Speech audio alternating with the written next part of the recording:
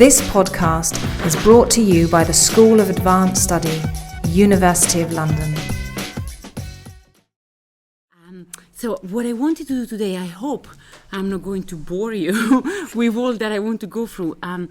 I sort of prepared a talk that is a hybrid between ideas that I'm taking out of the book and ideas that I'm thinking of in terms of the new project I'm moving into.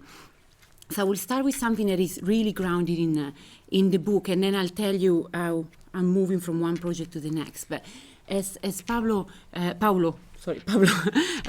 kindly mentioned the title of the book is what he tried to do is really broad indigenous history in terms of having a look at society and culture in central Mexico for what I consider a long later colonial period, so starting from the 1650s going up to 1800. And I use the Toluca Valley, and I show you some maps in a second, as a case study. And then it was built in terms of comparisons with other parts of central Mexico that were kind of traceable from the point of view of sources and publications to try to build a broader view of this area that I consider to be a predominantly Nahuatl area, meaning indigenous people they live in the area and they speak and function in Nahuatl, although they might be originally from another indigenous area with another language, but they then move on to producing documents in Nahuatl because Nahuatl it was already under the Aztecs and became even more under Spanish, the lingua franca of indigenous people in this area. So the book tries to do this big kind of portrait of indigenous society and culture for this long period of time using one focus, and it's the focus of the household. And that's why in the title I put this, it seems to be a kind of self-help book like The Life Within, but the within for me means that it's an attempt to go down to the level of the household and look at indigenous world from the inside out. What the people living in the household are doing, how their life is organized, and which kind of documents they produce that allow us to get into the household. And so in a way it's an attempt to get as close as possible to the indigenous perspective without saying that I'm speaking with their voices, of course, is impossible, but try to understand their worldview from the point of view of the household. So I mentioned already the type of indigenous people I cover that are the ones who are Nahuatls or speak and write in Nahuatl, and some of them handle Spanish as well, but still well into the 18th century. Many of them are functioning by producing documents in Nahuatl for their own communities, so not for the Spanish eyes. You will hear me using the terms Altepetl and Tlaxcalacali in Nahuatl. The Altepetl is the local ethnic state. It more or less corresponds to what the Spanish had in mind when they refer to pueblo. And the Tlaxcalacali is one of the components. So the Altepetl breaks down in different Tlaxcalacali. So I use those terms because these are the terms that they use in their documents. And as I said, the place is the Toluca Valley. So I know, don't worry about the names, they're too small to read, but I wanted to show you the map so you can place it. This little dot in the center of Mexico shows where the Toluca Valley is, and you find Mexico City on that side past the mountain ranges. So it's really central Mexico, and it's the core of the Nahuatl areas. Then I marked out, I will go back to this map later because I want to show you practically some of the things I try to do with the book. But for now, what we need is to kind of localize a little bit the places where there is a star, like Toluca up there, Metepec, Calimatepe, Machalco, and Tenango del Valle. These are the main centers of the area I'm considering. And then there are smaller Altepetl or Tlaxcalacali that refer back to each one of the centers, so they have the same colors. And I will explain you later why they're mapped that way. But this is the area. And I thought then of putting together also a slide with the sources that I'm sort of very short description of the sources that I use to give you a little bit of grounding. So the book is built out of 220 testaments in Nahuatl that have this time span, so from the early 17th century to the end of the 18th century. And then what I use to make comparisons, and especially work chronologically, and trying to understand how things change, is published testaments from the earlier period, and they come out of these sources in the second point. Why did I do that? Because there are no surviving testaments for the Toluca area previous the 1630s. And so I try to rely on published collections of testaments that cover different areas of central Mexico, and when possible, collections that reproduce the full transcriptions of the Nahuatl. Not because I'm a wonderful translator, but because there are always problems in working only with the translation, because you never, you don't know how people translate a certain term. So I wanted to have the Nahuatl, but of course it would be impossible for me to go back to the archives and reconstruct that part as well, since my project was dated for the later period. So this is a term of comparison I'm using when I speak when I write in the book and when I speak in the talk today in terms of chronological changes. When I refer to the early colonial period, I have this database out of published collections, and then I work with my own testaments, and then I build in sources in Spanish. These libros de visitas and libros de gobierno, yes, they are ecclesiastical sources. They are wonderful because they actually describe the area, because archbishops went in for visitas and they had people writing reports. And then I use lawsuits in Spanish coming out of the same communities I cover with the Nahuatl sources. Some of them are lawsuits initiated by ecclesiastical institutions, as you see here, others by the secular institutions. So I just put them there for you to get a sense of the source corpus.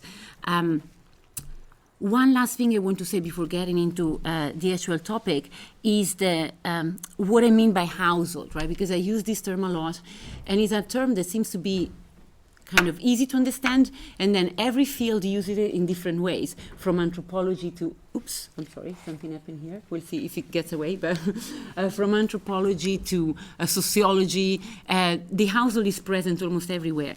What I mean by it is a living space that is made on one side by the physical configuration of buildings and land, and on the other side by the social organization around it. So the people, the inhabitants of the household, of this physical space, and their relationships. So I think of it as a social and a material unit at the same time. And what I want to do today is to take you through one of what I think are the main contributions of the book, and is to try to come up with a different idea of household that is closer to the indigenous experience. So I just put up here the breakdown of the contents, not because I want you to buy the book, but because you see how the topics are organized. And it's the part one that I'm going to focus on today, that is actually the household setting, how you reconstruct it, and how it comes to be made of these different components. And then part two is about the people living in it, and part three is what we know from the household about the bigger frame of the community that we can learn through these interactions of the physical space with the people. So my idea today is to take you through what I think is my definition of the household coming out of the book for the indigenous people of this area, at least. And I think of it, or the way I think they think of it, is this three component, and it's the buildings, the land on which they're built, and the saints, meaning the sacred reproductions of Catholic saints that they have in their house. So this idea of thinking of the household as these three main elements playing equal role in their conception of the household, I think that this is what I consider to be new from the point of view of what has been done in the field, because some connections have been made between the physical building, the buildings, and the land, general connections in the literature that is available. But this thinking of the household as three elements, all on the same level, playing and interplaying in creating the household, is something that I haven't found. And I will take you through why I think that that's a good way of thinking about indigenous household.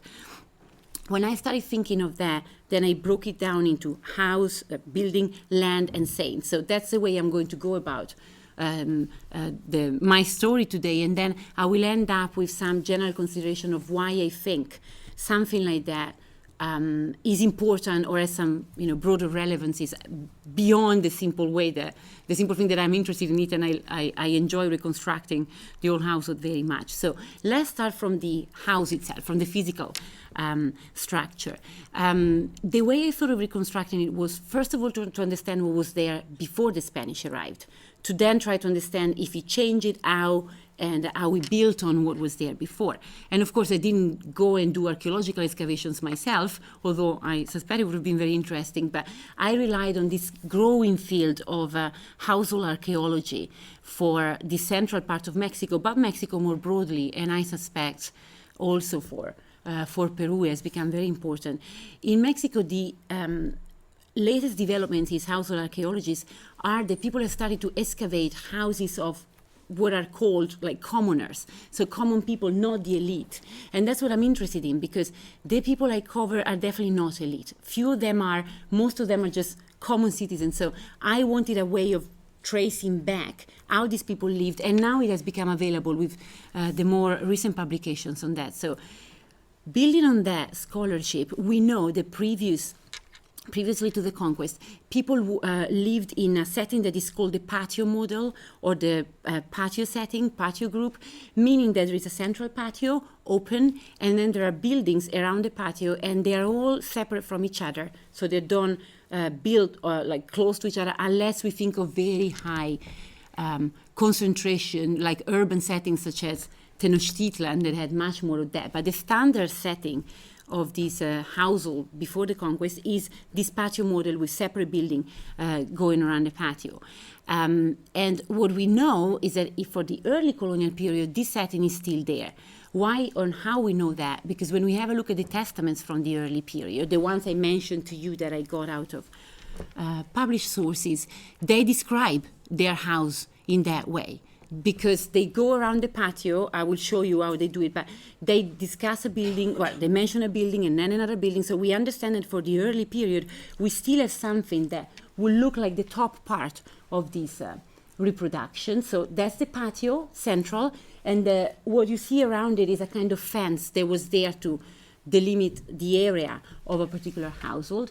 And what you see are buildings around the patio, and there's the main building usually on the north side where the original couple is living, meaning a couple that get married and they live there, and then their children, when they become of a marriage age, especially if they're boys, they tend to stay and they occupy another building and another building. So what you find around the patio is couples that are related in terms of family, broadly speaking, and they share the same patio. So that's what we find already keeping from the pre-colonial time, getting into the early period.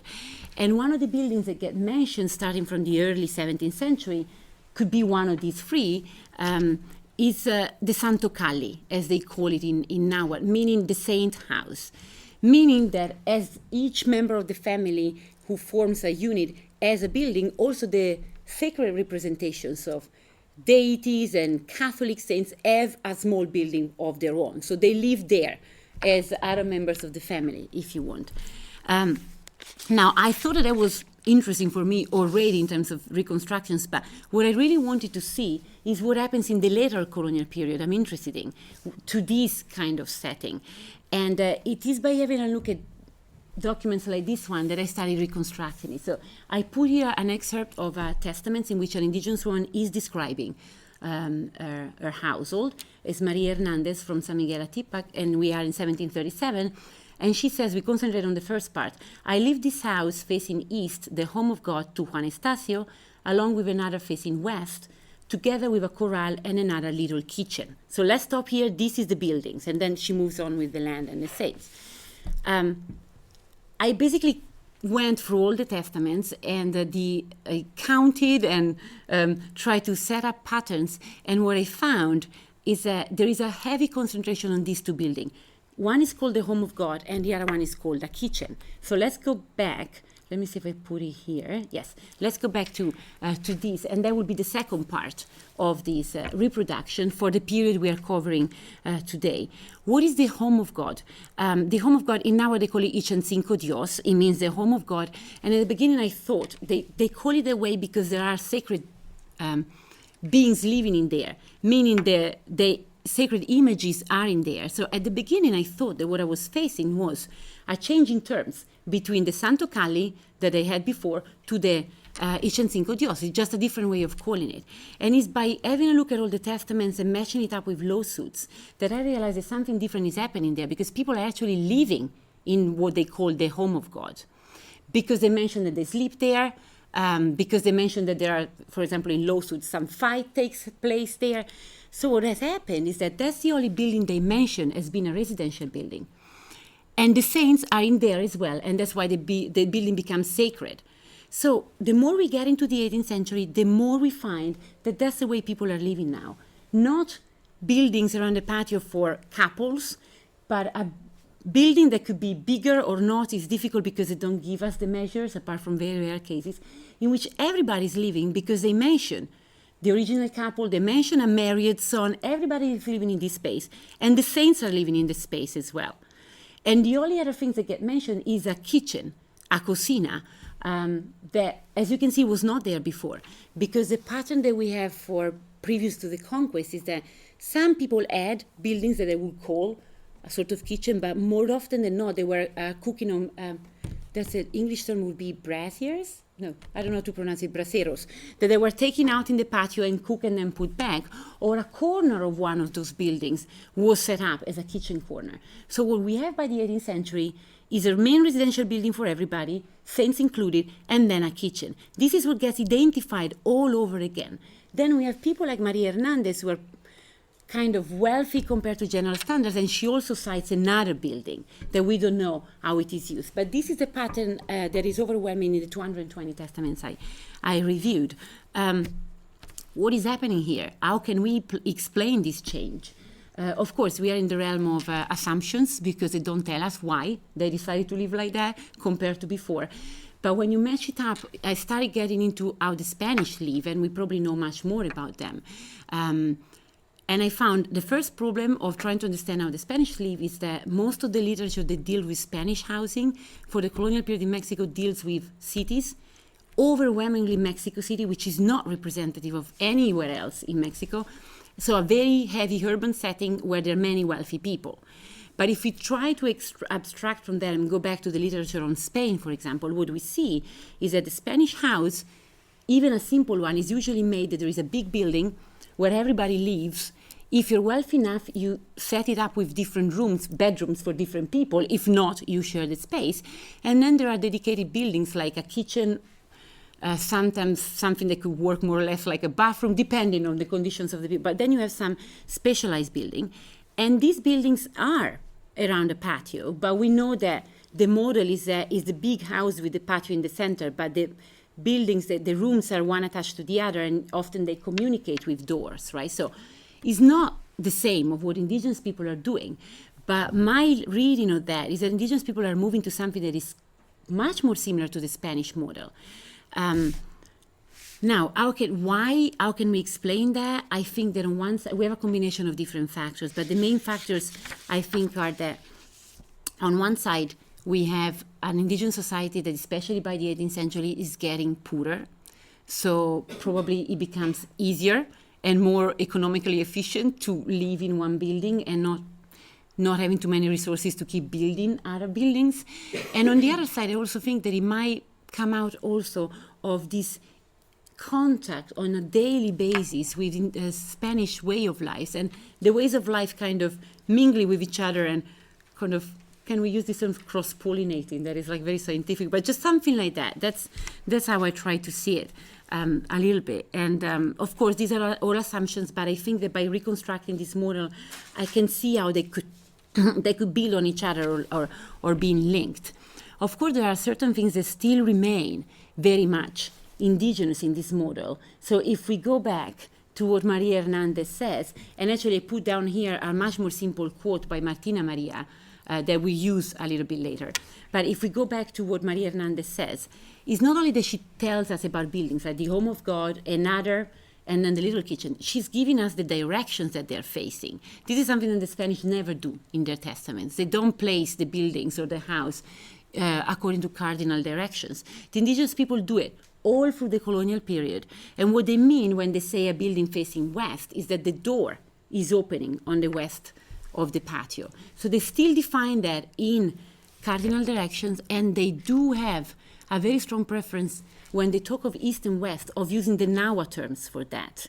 And they will say where the sun emerges and when the sun goes down. What happens with the north and south if they have building facing in that direction?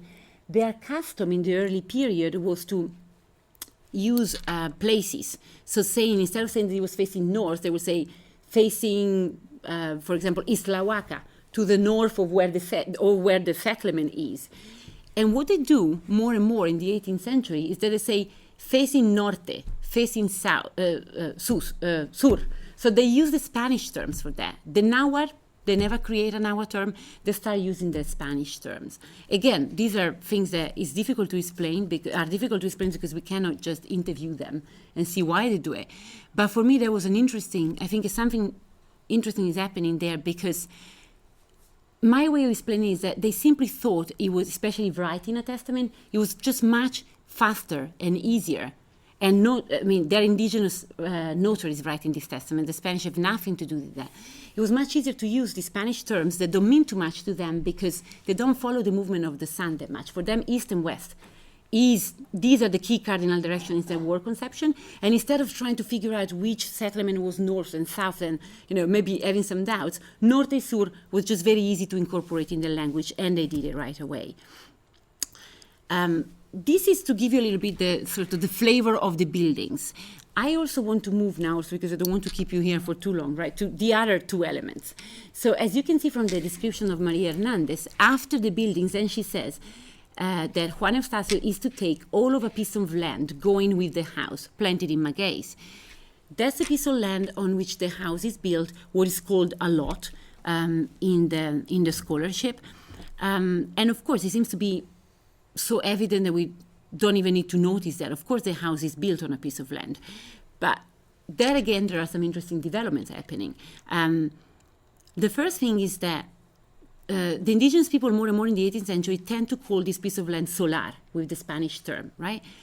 So the first assumption I made was that they have very similar conceptions, and that's why the indigenous people move quite happily towards using, incorporating the Spanish term. This is a period in which the languages overlap and there is a lot of borrowing back and forth. But when I started trying to understand what the Spanish mean by solar and what indigenous people mean by solar, I think they were still working with two different conceptions. For the Spanish, a solar is actually a residential lot. You call something a solar when you're going to build a house on that, and the use of it is going to be residential. You can have a little orchard on one side, but that's about it, basically. What indigenous people have on the solar, look at what Maria Hernandez is saying, is planted in magueys. So what they have, the house is there, but it is a hybrid between a kind of residential plot and an agricultural one. And that's the way they actually represent it in indigenous maps. I'm going to show you a couple. You see that there is a house on one side, and all that we see like marked in the map is what they call a solar. We know that is not what they mean by pure agricultural land, because they will call it in Nahuatl Huecatlali, the distant land, the land that is out in the countryside, and each family has one or two plots because they need it, otherwise they cannot survive. But what they're doing with the solar is just they build a house, and then they also use it for magueys, for maize, for something that is much more than an orchard. That we know because they say what they do with it. So they're borrowing the Spanish term, but they're not moving on to thinking of this just in terms of a residential or something to build on. They have the agricultural component that is still very strong there. And that's another representation of it. I'm sorry, it's really out of focus. It's an image I got from the archive, and I couldn't really place it well in the PowerPoint. I want to show you that because that's how they represent it in the codices as well. And this carries on. This map is from the almost the end of the 17th century. What they have it in the center is their way of representing a house that is almost like a T shape, because it is the entrance in the patio, and then there is the patio and the buildings, although they're really not, as I said, attached to each other. They become so later. But that's the way you find still the household symbol in the codices. And what it is around in the actual map is green. So they mark it as the solar being green because it's planted in something most of the year. So they do really have this conception of agricultural and residential at the same time. I think that something that is interesting also in terms of what's happening with the lot for the indigenous people is that every now and then, not too often, but every now and then they give us the measurements for the lot. And so we can, on one side, try to, create patterns of that and see how big these lots were. And in the case of the book I wrote, it took me a long time, but I think it was one of the things that I want to do because I really didn't find it in the scholarship. It's an approximation of how much land are we talking about? Can we really measure it? Of course, out of 220 testaments, more than a half mention some measures, but it's not a perfect sample, but we can get a sense of it. So measurements and the way they speak of their measurements. So that is something interesting that is happening with the language as well.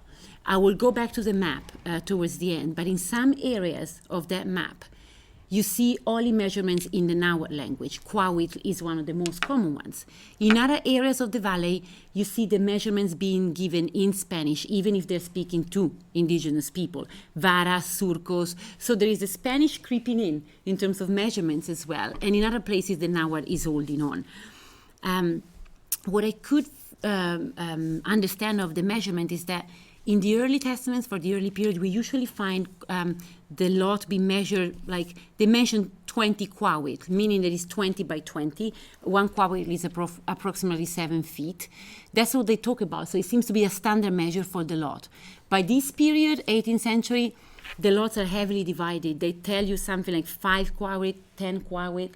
So it's clearly going to be chopped off and reduced. So that will support also the theory that they need to adjust the household. It cannot be all these different buildings because the place is getting smaller and smaller. And so they need to kind of condensate on that piece of land, which supports the thesis that these communities are getting impoverishment through the 18th century, I think. What they never give up in doing, independently of adopting Spanish terms for measurements and clearly being under some constraints, is actually describing the lot in their own way. So that was something that actually created a lot of problems for the Spanish when they tried to understand where the lots were, because they will never tell you an exact location. They will tell you, well, the lot is there by the road. Now, which road are we referring to? Is since there are roads going out of the communities in different directions, they know that their people who are reading their testaments will know because they can trace it back generations and the Spanish cannot. So it's an internal communication, if you want. They will tell you the lot where the road is, the lot where the water flows out, that might be a little bit more identifiable. What they do to try to place it a little bit more is that they give you the names of the people who border on their lot. So it's really a kind of internal communication in the community because they know these people. So they say, my lot borders to the east with, Juan Perez. So they give you the names. And the Spanish wouldn't have a way of actually placing it that well unless there are some indigenous people willing to take them through the whole structure of the communities. That is always there, all through the 18th century. That's the way they describe it. So again, when we have a look at the lot, it's a mixed bag, right? Something are happening, are changing, but the core of what they mean with the lot seems to be holding through. Now I want to move to the last element. Let me see. Yes, it's here. Is the one of the saints. That is the last part of this quote by Maria Hernandez.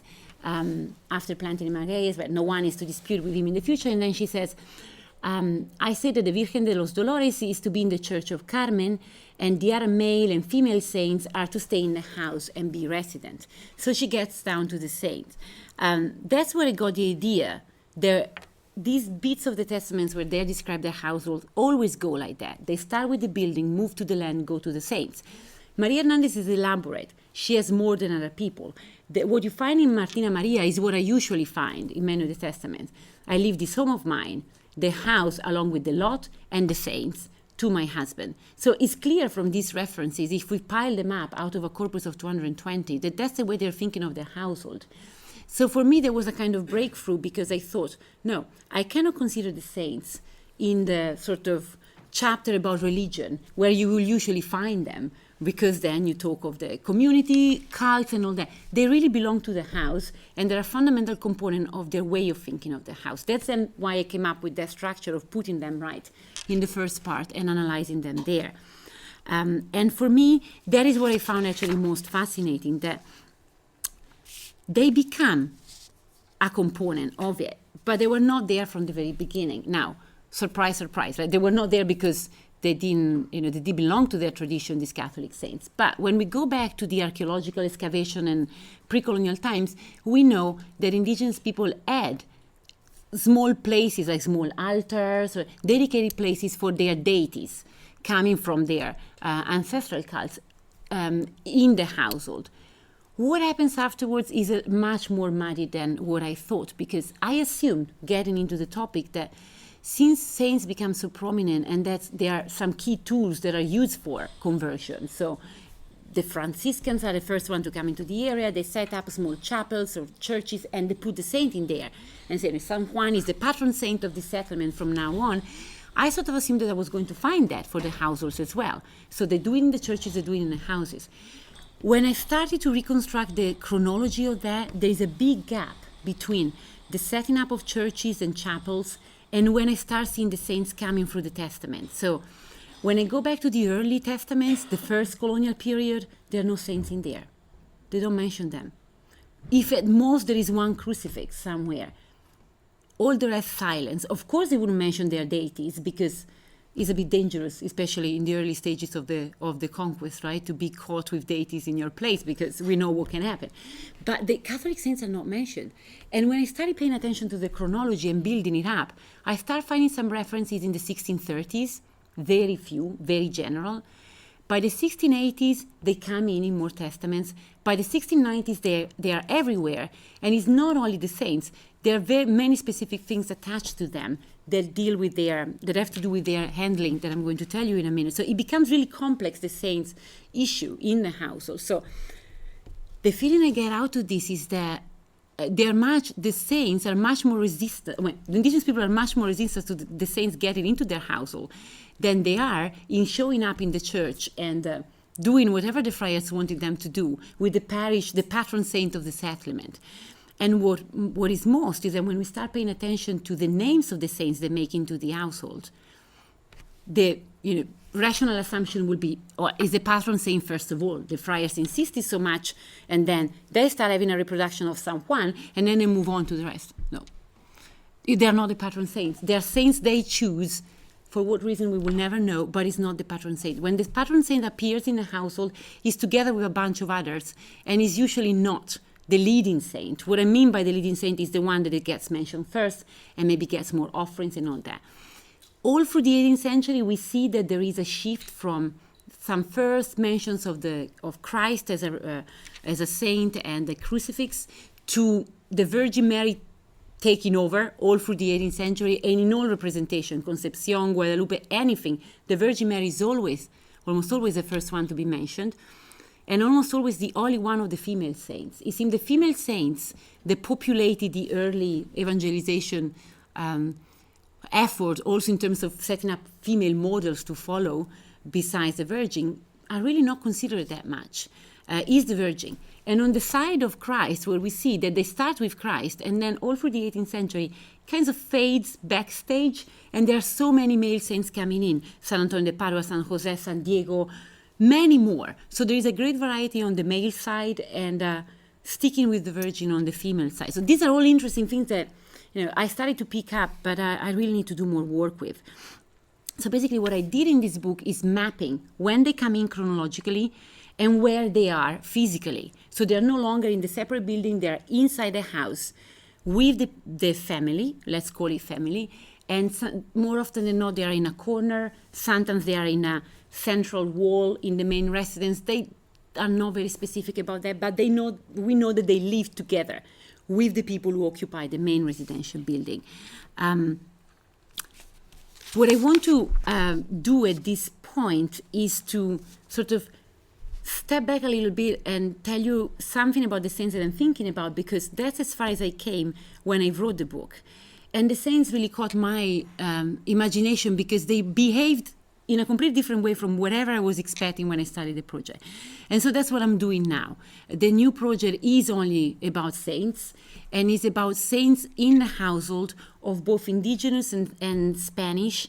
I think I'm being very ambitious, so let's see how long it's going to take me, but all across central Mexico. So the Toluca Valley, I liked it, but it's done. I just don't want to go back to the same archives. And I just want to expand it to as many cases as I can find.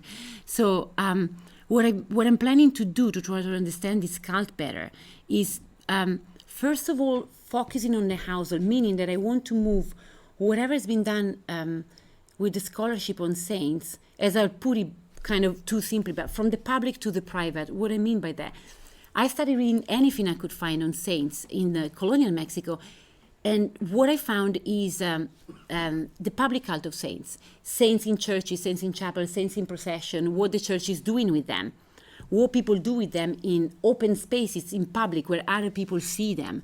I haven't found any single monograph and one article only on saints in the household. Clearly, they're very difficult to pin down.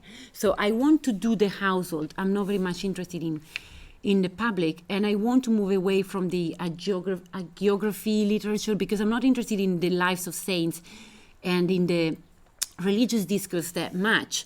I know I need to know it, so I need to study that, but what I'm interested in, public to private, and the way I put it, ritual to material, meaning I really want to reconstruct what happens with these images in the sense of how they're made, what they're made of, is statues, is small paintings, is engraving, who makes them.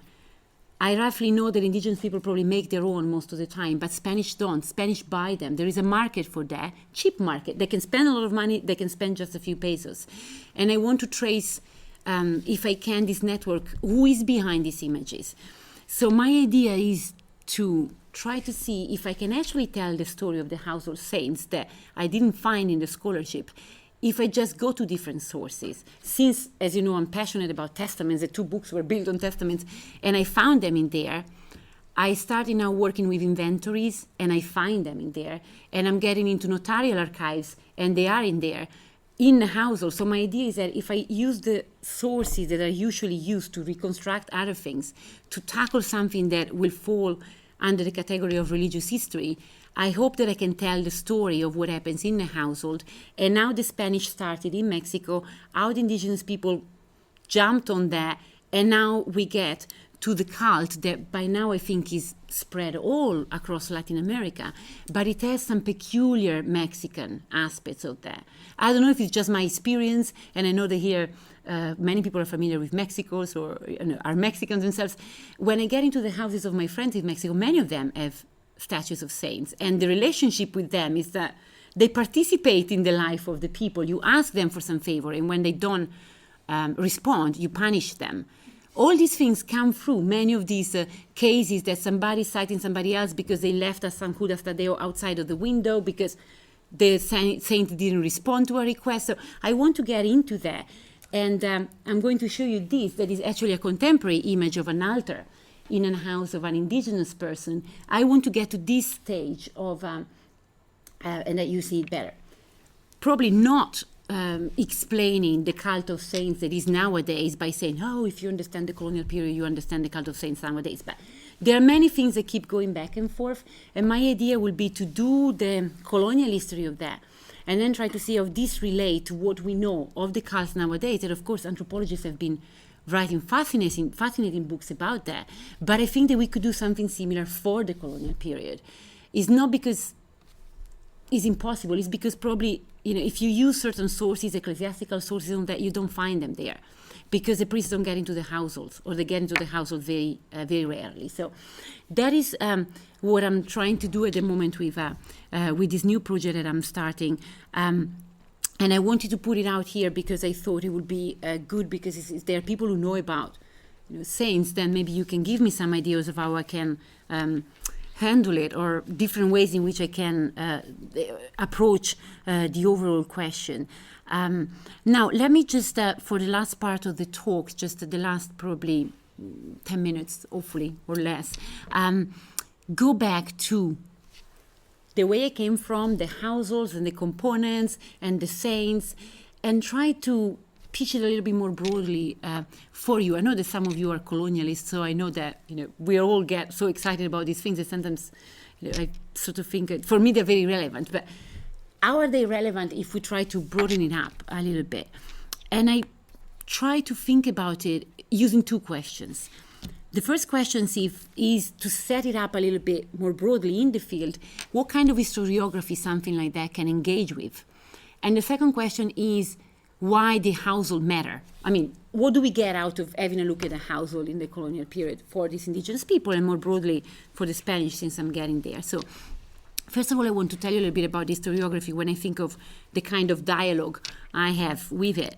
And I thought of it in terms of concentric circles, I hope I can say that in English. And the closest one, the smaller one, when I think of my project that I'm in relationship with, is definitely the historiography based on indigenous languages, because they tend to work on the household a little bit, although not that much, but they've reconstructed a lot of the indigenous view from the point of view of what is written in indigenous languages. And what I found in that historiography is that it is overwhelmingly concentrating on the early period, 1500 to 1650s. That's where you find the big monograph from John Lockhart, with whom I also studied too, Matthew Rethel for the Mayas. They concentrate on the early period. That is where a lot of the interesting stuff is happening in terms of this mixing. They usually concentrate on the Altepet level, the level of the community, or sometimes they go out to a regional level. But definitely the community prevails, to the point that in all these monographs that I reviewed, the household is, if at most, one chapter, and all the rest is the Altepet of the community. So to that historiography, I feel that an approach like this one can first of all say that we can move the period forward, not just for the sake of engaging with a chronological whole in the literature, but because we do have sources in indigenous languages for much later, that at the beginning didn't get a lot of attention because there was so much on the early period. What do we do with them later? They tell us of patterns that are different from what was happening earlier. So we really need more work in the later period on indigenous sources, more translations, and extend this period. It's not only about the early period, it's about this long 18th century that people who do indigenous language are a bit reluctant in getting into. To this historiography, when I think of this historiography, I'm also thinking in terms of moving away from the Altepet and from the community, as you understood, because I keep going back to the fact that we need the household more than the community. But moving away from the Altepet, moving to the regional level. The Toluca Valley is a region, but at the same time trying to do something different with the region. That's why I'm getting back to this map. I started thinking in regional terms and thinking this was a nice unit that I was expecting to behave more or less the same, so that I could map it out and say, these are the people I want to study, and these are the phenomena I see. When I started getting into the language and mapping who uses Quawit, who uses Surcos or Varas, I started finding that the region is breaking down in subregions. That's why I talk in the book of subregional variation, and where I try to reconstruct by mapping vocabulary, by mapping phenomena such as funeral rituals, how they differ by settlements, maguey exploitation, cattle, where it's mentioned, and all that. It's just I isolated different areas within the region that sort of relate back to the main settlements. So Tenango del Valle has this influence that goes all the way up. Then we have Calimaite, Pemachalco. So my idea is that, yes, we can work with a region much better than an Altepet in terms of getting to patterns, but at the same time we can break it down. And then you start seeing all these variations. And why is that interesting for me? Because I think that what we see is a differentiation over time. In terms of the language, the Nahuatl, we find something that I call destandardization of the language. For a long time, we thought that this area was speaking Nahuatl, and Nahuatl was getting corrupted with Spanish. And it was happening more and more so. It doesn't happen everywhere the same way. In some places, he holds on much better, in others much less. So what we find is that local forms of handling this mixing of Nahuatl and Spanish are taking place. And the same thing happens with concrete phenomena. It is a little bit as if each area is kind of breaking through, trying to make a kind of statement about their peculiarity within a broader area that we thought was homogeneous. So I'm interested in finding this kind of differentiation becoming more and more complex through the colonial period. And why am I saying that? Because when we read the contemporary anthropological works, we find that everybody who works with the Nahuatl is insisting on the language as having become so local that if you study the Nahuatl of Huantepec, you don't understand the Nahuatl or another place. But it's not it's not a contemporary phenomenon. When we have a look at these things, it was happening already. So I'm interested in trying to understand this colonial period to try to get them to the contemporary period. Then we move to the second circle of this historiography that I think I can be in relation with, So it's not only the indigenous language-based historiography. When you work on indigenous people for this period, is of course what I broadly label the historiography of resistance. That is very typical for the later colonial period when we have a look at indigenous societies. Population growth, impoverishments, tensions over land and taxes create a lot of conflict. So historians have been very good at doing that, and there was a lot of need of doing that. I also think that has generated many sources. So it's not that you have many studies because there are many sources, but it's not only it doesn't cover the whole picture of what's going on in the period. So, and not even if we have a look at the scholarship that engages with passive, or how they call it, resistant adaptation, passive resistance, everyday resistance, forms of resistance and all that. It's all very important work, but it is not all that is happening in the 18th century. And when we insist on that so much, we tend to think of indigenous people as resisting all the time. And I feel that when we have a look at their household, there are other dynamics that we can get into. So that will be the way of relating to this historiography for me. And I get into more details in a second when I approach the second question of the relevance of the household approach. Part of this historiography on the resistance of indigenous people is also connected to the historiography on the hacienda. That is another big branch for the 18th century. And I think that what I've been trying to do there is understand that it's not only a struggle over the land. When we have a look at the household, we move away from the struggle in itself, and we can deal with measuring the land, trying to understand how much land these indigenous people had, how they inherited, a whole realm of topics that hasn't been covered. And I think we can move from competition with the Spanish to trying to understand how the Spanish influence is playing out in this community. So again, I'm not saying that work that is done on the hacienda and fight over land is not important. I'm just saying that we can also shift the focus and we can get some interesting perspective there. So let me abuse of your patience for one more minute, and I'll give you the second question on the why does the household matter, and then I close. I think that you sort of picked up on a few things already by my saying how I relate to this historiography, but I would say that for me, first of all, the household perspective from the point of view of indigenous people matters a great deal because they never talk of a family. There is no Nahuatl terms for family. So the fact that we talk of family with them is not really representing them well, because that's not what they have in mind. When they go down to defining themselves from the point of view of the household, they talk in Nahuatl of Kali or Chan, meaning the house or the home. So they actually have, curiously enough, this difference in the language as we have it in the English language, right? Home or house, meaning things that sometimes overlap, but sometimes can be kept separate. But that's what they talk about. So I think that the first thing is to try to get a step closer to how they view their world. Is not the family, is the house, a home, household. And I think that by doing that, we can maybe try to understand a little bit better the interactions with the Spanish. We know a great deal about that, but how these influences play in their daily life, I think that if we move to this household level, we can have some breakthrough in terms of understanding some phenomena better. Then the other thing that I think that the household approach is doing is giving us a tool to reflect back on the community level that has been well researched upon, because in a period like the 18th century, we find many problems with communities, or altepets that I told you about. They are fragmenting, they are in crisis. There's a lot of literature that is dealing with that. So how do we deal with the community level for the 18th century when the community level is producing fewer and fewer documents? But what we have is a plethora of testaments. Indigenous people like writing testaments. So you have a lot of documents coming from the household, and they tell you many things about the community that we cannot get otherwise. We can, for example, deal with the types of officials that were active in the communities, meaning, for example, governor, alcalde, fiscal. They're all cited in testaments because they're the witnesses of the testaments. They have to sign them. So we can start finding the same name. First is an alcalde, and then he moves up to the fiscal level. So we can do career pattern studies, for example, that we could never do with the alternate documents in the 18th century because they don't give us those names.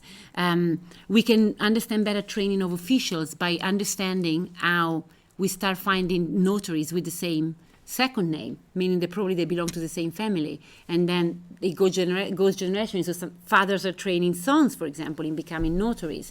All these sort of aspects that we see through testaments and we don't see through the community level documents we have. It's not just only a matter of zooming out, though, from the household to the community. For me, the household approach helps us to zoom in from the household to the individual. And that for me is probably one of the most important aspects of it. That we have been dealing so much with the community aspect of Indigenous life, and it's definitely a defining aspect for them, that we kind of lost track of the individual.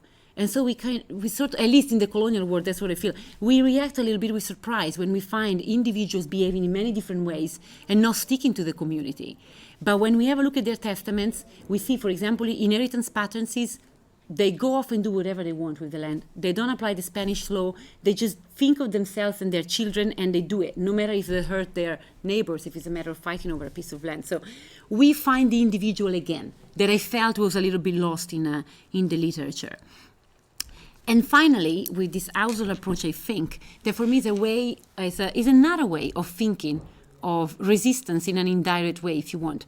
I think that by doing this study, I started thinking of what it is really that we consider as being resistance in Indigenous society. And I started thinking that maybe there is a danger in seeing resistance when it's not there, or in conflating moments of resistance and not kind of pulling them out of the sources. So there has been so much resistance that I sort of feel in the literature, that I sort of feel that by having a look at the household, we get a more balanced view. And we might end up thinking that most of the Indigenous people, especially the ones I deal with, were simply living and getting by, like we do nowadays when we have some conflicts. And I like that very much. I know it's not a fancy story, and maybe it's a bit old-fashioned, but I feel also that we can measure the strength of a society not only by the way they resist, but by the way they accommodate, integrate, synthesize, and that household gives me this much more. So I came out at the end of this journey and at the beginning of this other one with the saints, thinking of an Indigenous society that is flexible, creative, shows a lot of vitality, not in the way of pushing back, but in the way of incorporating, reinventing in interesting fashions. And for me, it seemed to be also this pushback that you see this sweeping through of Spanish influence coming in, vocabulary and whatnot, and Spanish authorities really wanted to create a more uniform area to govern upon. And what you see is precisely this Aboriginal variation coming back. Indigenous people pushing back in the way that they all want to incorporate certain things in different ways. They fight with their neighbors and all that. So for me, it's a kind of way in which Indigenous people are counterbalancing, unconsciously probably, the uniformity that they've been trying to be pigeonholed in by colonial societies. And I will end by saying that I think that by doing that, we also create this link between what the archaeologists have been doing with their interest in the pre-colonial locality for the ancient time, and what the anthropologists are doing nowadays, or the ethnographers, with the interest in the locality nowadays, is there all through the colonial time. I think we just need to have a look at certain sources to be able to reconstruct it a little bit better than what I think we might have done so far, without me pretending to have done something that is so amazing that nobody else has done before. But I hope I gave you a little bit of the flavor of that, and I end because I think I talked for 50 minutes. So thank you for your patience.